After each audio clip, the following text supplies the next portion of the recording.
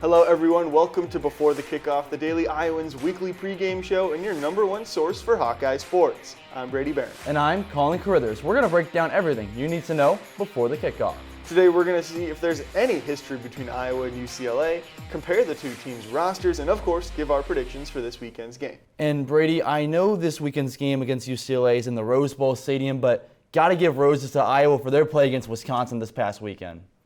Military Appreciation Day, blackout game in Kinnick Stadium. Can't ask for much more besides how Iowa played on Saturday. Wisconsin getting on the board first with this short-range field goal, but returning the other way. You can't talk about Iowa without special teams. They get a chance with a long-range field goal. Drew Stevens tried it out there, but Chicago Bear fans close their eyes. We get a big doink from Stevens there. 3-0 lead still for Wisconsin, but to make up for it one drive later, Deshaun Lee flying in from the right side. He gets his first career interception with the Hawkeyes. Really big stuff there from the defense, keeping it a close game and then flipping the quarter to the second. Our first touchdown of the night. Brendan Sullivan puts it himself in from 1 yard out. Iowa leads 7-3, and then a drive later. Who else? Caleb Johnson, his first touchdown of the game, extends Iowa's lead, and then the rest of the half would just be a trade of punts. Again, special teams with Iowa. Reese Dakin continually doing great with the punts. He pinned Iowa right there on the 6-yard line, continually putting Wisconsin, that is, within the 15-yard line, and then back to the second half. Returning to Caleb Johnson, his second touchdown of the game. Brendan Sullivan was 11 for 11 on the season in the red zone. That continues with a few more drives later, but the defense again continuing to stop Wisconsin. Nick Jackson, his first collegiate interception there. First interception actually since he was a kid, but that happened so quick. We got to take a look at that again. Hits off his foot, off that guy's helmet, and back in the hands of Nick Jackson going the other way. On any Wisconsin fans got to be pretty upset with that. Brendan Sullivan finds former Northwestern teammate Jacob Gill for the end zone. That's the first time they've connected at all in college, whether it was Hawkeye or a Wildcat. Then returning the favor, C.J. Williams, a leaping grab from backup quarterback Braden Locke. That's the only touchdown Wisconsin scored on the day. They reached 10, but Caleb Johnson, again the other way. A hat trick for him against the Badgers, his third touchdown, and then just shoving a dagger into this Wisconsin team. Jazzy and Patterson would score towards the end. Iowa keeps the Heartland Trophy. They take down the Badgers 42-10. And Brady, as I said, Iowa keeps the Heartland Trophy, their third consecutive year. And with that win, not surprising, but they're now bowl eligible after rushing for 200-plus yards 2 consecutive years against Wisconsin. Yeah, Colin, big milestone for the Hawkeyes this season. I know sometimes Hawkeye fans might be a little disappointed that the team can't hit that next level, but the level of high-level consistency the Hawkeyes have played at over the past few seasons is something to celebrate. But now let's go to Draven Murdy in the newsroom for some updates on the team this week. Thanks, guys. Brendan Sullivan has thrived in his time as starter so far for the Hawkeyes, and it looks like it'll stay that way. Cade McNamara is off the depth chart once again against UCLA due to his concussion, which means that Sullivan will likely have to step up and stay in that QB1 role. Like I mentioned with Cade, injuries have badly hurt the depth of the Hawkeyes, leading to a multitude of players having to step up for this team. Personally, there's definitely some plays that I would like back, but at the same time, there's going to be that in every game. So I'm just excited that I took a step forward on Saturday, and I'll continue to do that. I think this past Saturday was one of the more complete games we've played this season, which is exciting to see at Week 9. And so hopefully we can continue to build off that, continue to build off this excitement and for the last 3 weeks of the season. While Sullivan has stepped up as the guy at quarterback, sophomore Jackson Stratton, who transferred in from Colorado State, will also be the backup due to Marco Lanes going down due to injury. While injuries have hit the quarterback room hard, they've also hit the tight end room. Team captain Luke Lachey has been dealing with a quad injury for a while now, and while there's a chance he'll play against UCLA, it'll likely be Zach Ortworth who steps up again for the Hawkeyes. Ortworth led the team in receiving yards against Wisconsin and has been building a major connection with his quarterback. You know, whenever you're running routes on even that stuff's big, building connection with the quarterbacks. And then also someone that's being right place, right time. You just keep working and trying to build trust with those quarterbacks so they're able to deliver those balls that hopefully can play out. It's super exciting, just knowing we have that depth in that room, that you can trust everybody in that room. So there's a lot of exciting players in that room for sure. Despite all their injuries, the Hawkeye offense has still been 2-0 with their new quarterback and will look to keep it up against UCLA and finish their season strong. Yeah, Draven, although this may be the first meeting between these two teams as Big Ten opponents, this isn't the first time Iowa and UCLA have gone head-to-head on the field. Let's backtrack a bit. The history between the Hawkeyes and Bruins dates all the way back to 1938, where the Bruins started off strong with a 27-3 win, not in Rose Bowl Stadium, but instead in the LA Memorial Coliseum, where they were located until 1982. Throughout the years, the Bruins proceeded to win the next 4 games against the Hawkeyes and rode the wave of a 5-game win streak, but Iowa broke that high in 1974 with a 21-10 win in Kinnick. The only other game Iowa came out victorious was in 1981, also in the comfort of Kinnick Stadium. In that game, the Hawkeyes executed a mastery and showed the Bruins who was boss, foreshadowing how games would be played for Iowa in the future, ringing up 279 rushing yards while keeping UCLA to a drastic low of 35 rushing yards. Keeping it Iowa style, the Hawks only had 57 passing yards, but the Bruins didn't outdo themselves either, as they also kept it under 100 with 86 passing yards. In final, the Hawkeyes upset the 6th-ranked Bruins 20-7, giving former head coach Hayden Fry his 100th career win and exciting fans so much to the point where the UI athletic department had to pay $15,000 to fix damage done to the bleachers. Now that game may have been an absolute blast for Hawkeye culture considering the condition of Kinnick Stadium's bleachers after the win, but fast forwarding 5 years to 1986, the most recent matchup between Iowa and UCLA did not have the same outcome. Unlike the 1981-82 Hawkeyes, the 85-86 team was a completely different breed, reaching the #1 spot in the nation for the 2nd time in team history since 1960. They dominated through their season, ending in the 4th spot and punching their way to the Rose Bowl to face the 13th-ranked Bruins in Rose Bowl Stadium. However, the Hawkeyes' historical season did not end the way they wanted it to, starting off the new year on a foul note. Turning the tables completely from their last meeting, the Hawkeyes were limited to only 82 rushing yards, while the Bruins plowed their way through the Hawkeye defense, putting 229 rushing yards on the board. And even more shockingly, Iowa put up 319 passing yards, but it still wasn't enough to keep them up to speed.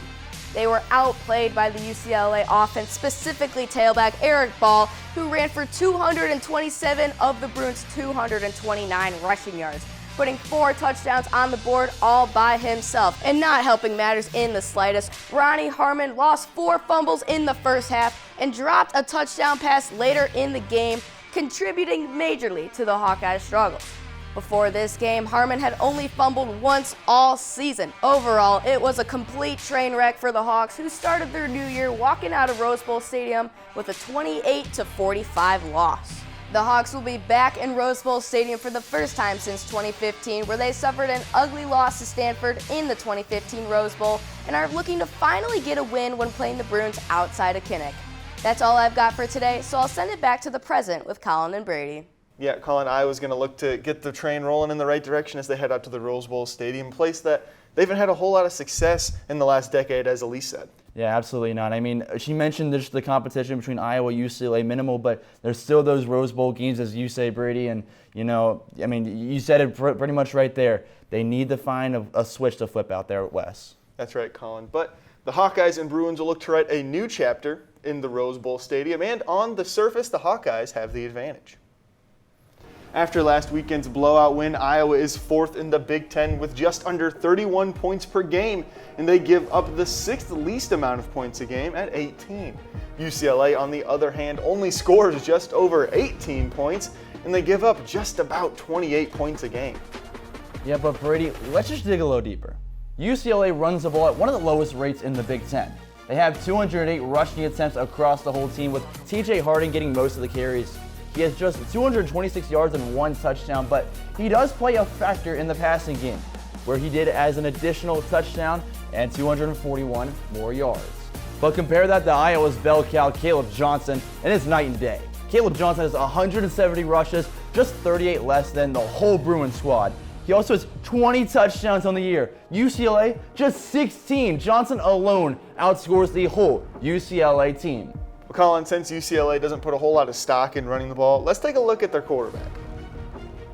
Ethan Garbers leads UCLA's 12th ranked passing attack, and he's thrown for just over 1,700 yards with 10 touchdowns, but he's also got 9 interceptions. But for Iowa, their passing game between both quarterbacks is currently last in the Big Ten in terms of yardage. but both players have taken care of the ball. Sullivan specifically showed what he could do for the Hawkeyes last week, bringing his season total to 186 yards and 2 touchdowns with no turnovers. He also has an additional 135 yards and 4 touchdowns on the ground. But Brady, defense wins championships, and both these teams a boast of linebacker duos that they're going to cause some issues in the run and pass game for the opposition. For Iowa, Jay Higgins continues his impressive season. He still leads the Big Ten in tackles, and he's done a little bit of everything for Iowa, from sacks to interceptions to forced fumbles. But he has a running mate in the back end with Nick Jackson. Jackson is second on Iowa in tackles with 64, but that puts him 8th in the Big Ten. He's also outpaced Higgins in sacks this year, snagging 2.5, and he got his first collegiate interception this past weekend. But UCLA has their own dominant duo. Starting first with Carson Schwetzinger, he's second in Big Ten in tackles with 85, and he's been a menace for opposing quarterbacks, racking up a team-leading 3 sacks. His partner in crime, Kane Medrano, who is second on the Bruins in tackles with 46, he's also forced 1 fumble, and he's taken an interception all the way back to the house.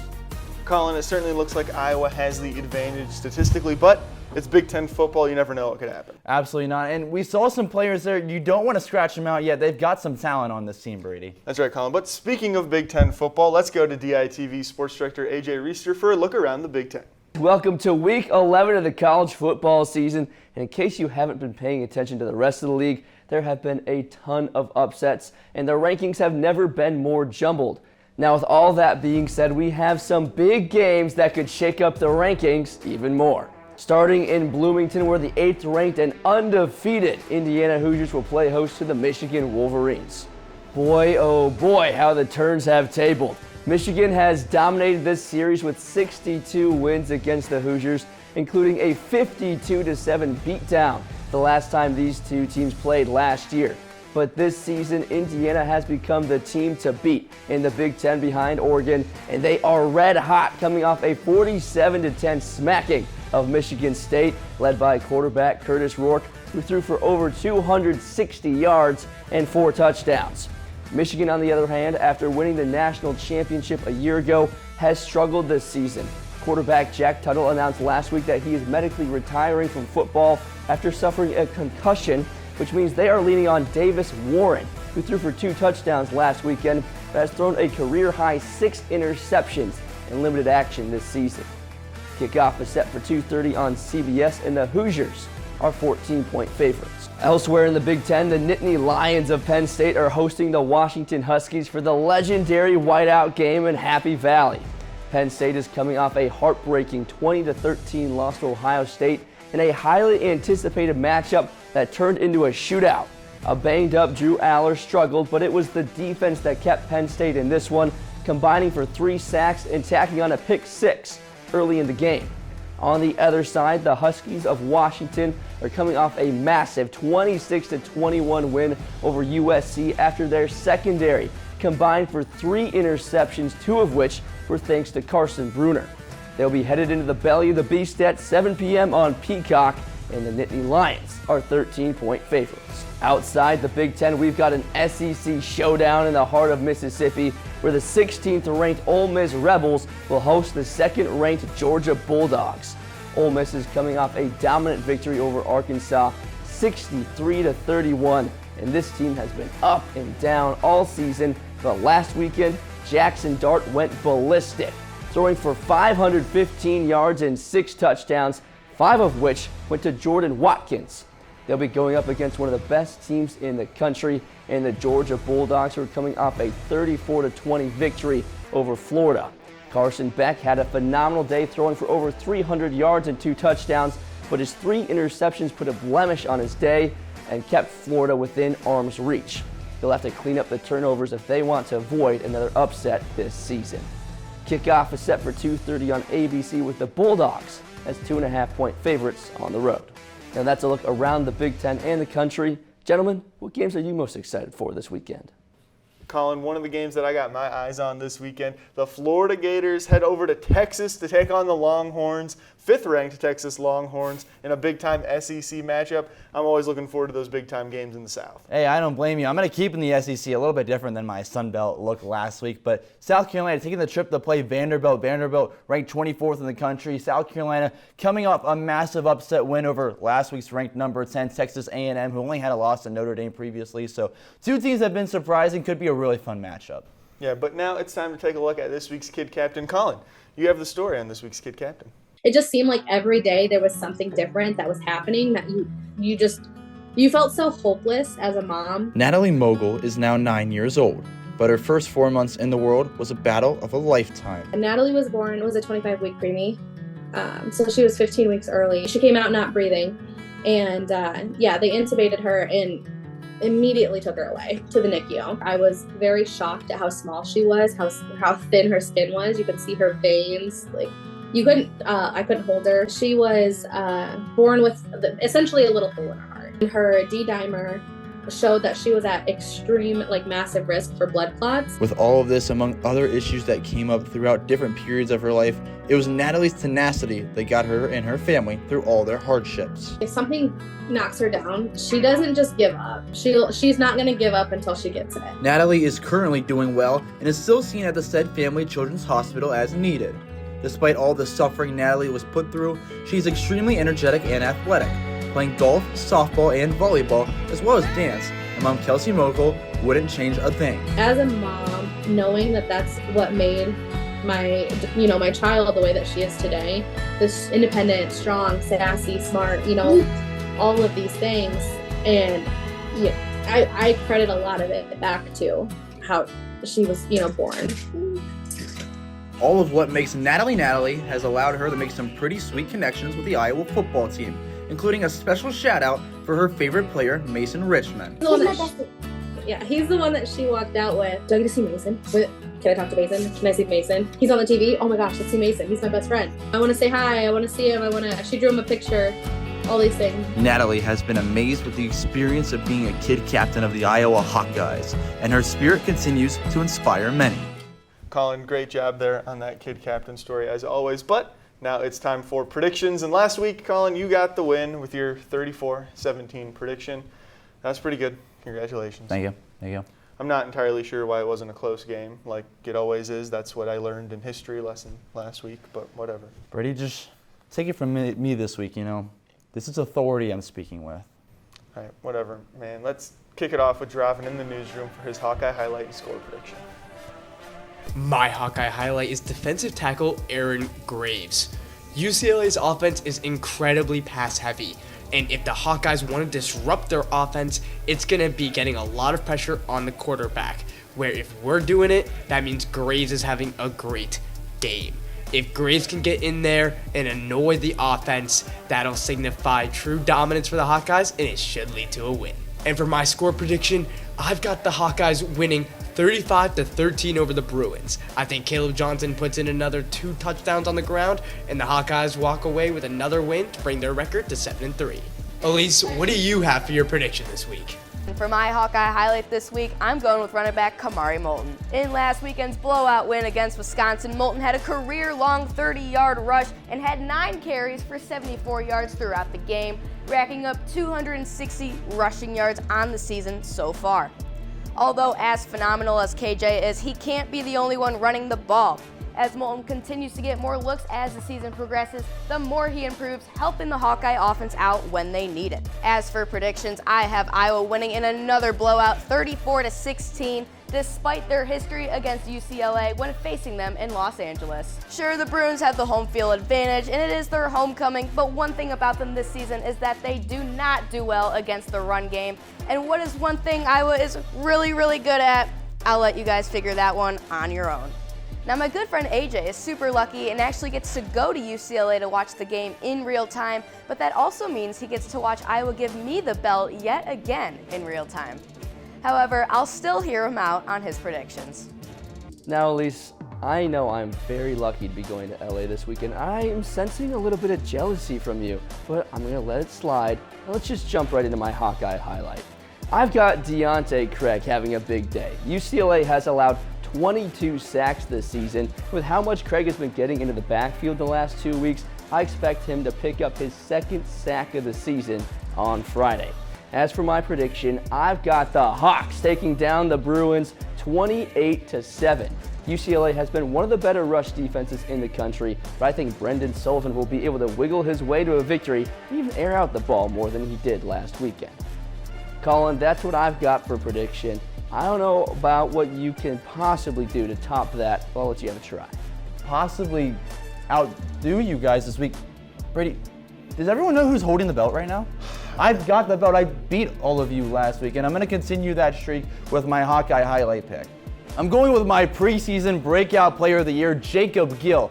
He got his first touchdown with Brendan Sullivan, that is, this past weekend. It's the first time, as I mentioned in the recap, Brady, that they scored, whether it was at Northwestern or at Iowa. He's looked good as a player with Iowa, and I think he can continue to score a few more touchdowns this weekend.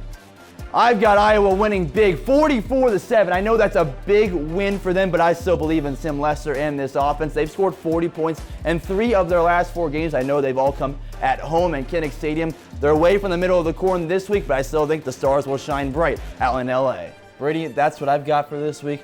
Let's see if you take any hints from me. All right, Colin, calm down. All right, calm down. I know you've won twice, but calm down just a little bit. That's many? Brady? That's what I thought. All right, let's start with my Hawkeye highlight. This week, I've got Deshaun Lee. He snagged his first career interception last week, so I expect him to keep building on that momentum as the Hawkeyes face another turnover-prone quarterback. Colin, as you mentioned, as I was getting ready to do my Hawkeye highlight, I got a big fat goose egg on the board this year when it comes to winning the Predictions Championship, so I thought I might as well up the stakes this week. If I don't win, I will completely shave off all my facial hair, and I'll go baby face for next week's episode. I'm putting my facial hair on the line. I'm putting this mustache on. I've been growing it since my freshman year of college. I've been working it out, trying to get it just right, and it's all right. It's not the best, but it's all right. But if I lose, I will go baby face. And with that, my prediction for this week. I've got the Hawkeyes winning 38-10 against the UCLA team that struggles to do much offensively. Iowa could even snag a defensive touchdown, kind of like how I'm looking to snag the belt this weekend. Keep my facial hair when I win the belt. So, all right, I heard it. You all heard it. Shake my hand on that. Brady, facial hair on the line. I love it. I love it. Full respect to that. It's on the line, Colin. If I don't win, it's over. Are we going to wax it off, maybe? Or not Can we strip it off? That seems a bit excessive. Fine. That's fair. That's fair. But that seems a little excessive. But we're going to leave it right there until next week. Thank you, Dravin, Elise, AJ, and you for tuning in to Before the Kickoff. Be sure to check out the Daily Iowans website and YouTube page for all the latest in Hawkeye sports. I'm Colin Carithers. And I'm Brady Barron. Have a fabulous football-filled weekend, everybody.